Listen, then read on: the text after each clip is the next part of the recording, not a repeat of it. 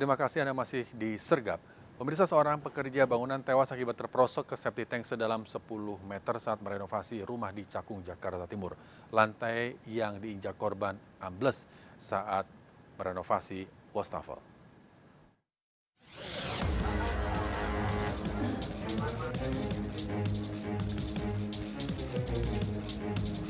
Warga dikejutkan dengan seorang pekerja bangunan yang jatuh ke lubang septic tank pada sebuah rumah di Kampung Rawabadung, Cakung, Jakarta Timur.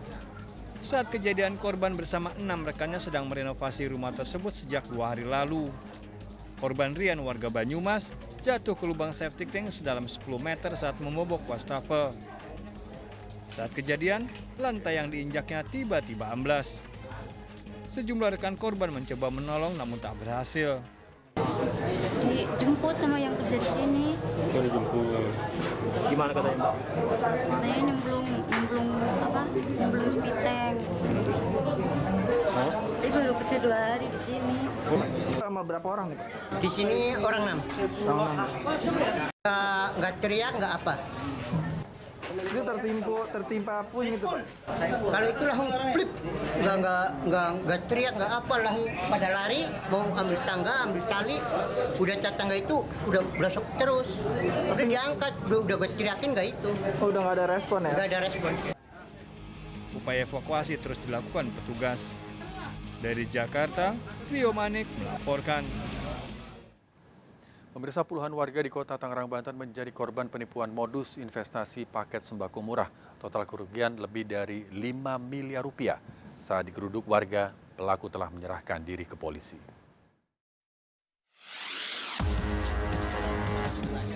Belum tahu personal itu kan, kalau jumlah kan personal, kita nggak tahu. Puluhan warga korban penipuan mendatangi rumah Rika Fatmawati di lingkungan RW 08 Kelurahan Gembor, Kecamatan Priuk, Kota Tangerang, Banten.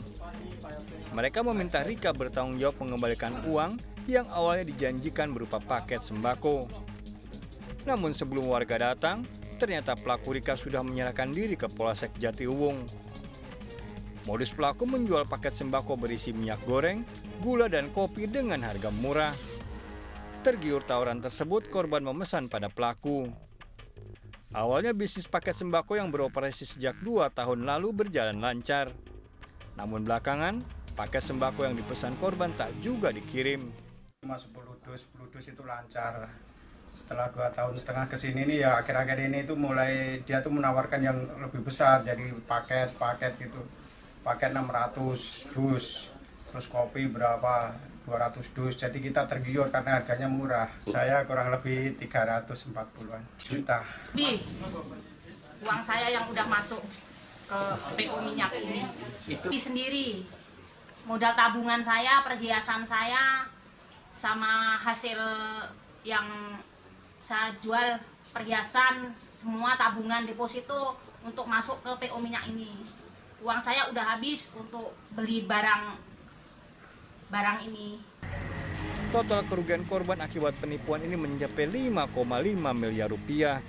Kita menawarkan kepada para korban ini untuk investasi dalam bidang jual beli sembako, yang mana sebelum adanya transaksi jual beli, para korban ini diwajibkan untuk menginvestasikan uangnya kepada si saudari Rika Fatmawati ini.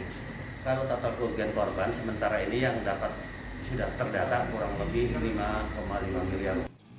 Polisi masih mendalami kasus ini dengan barang bukti transfer uang. Sementara pelaku Rika diperiksa tim penyidik Mapolres Metro Tangerang Kota.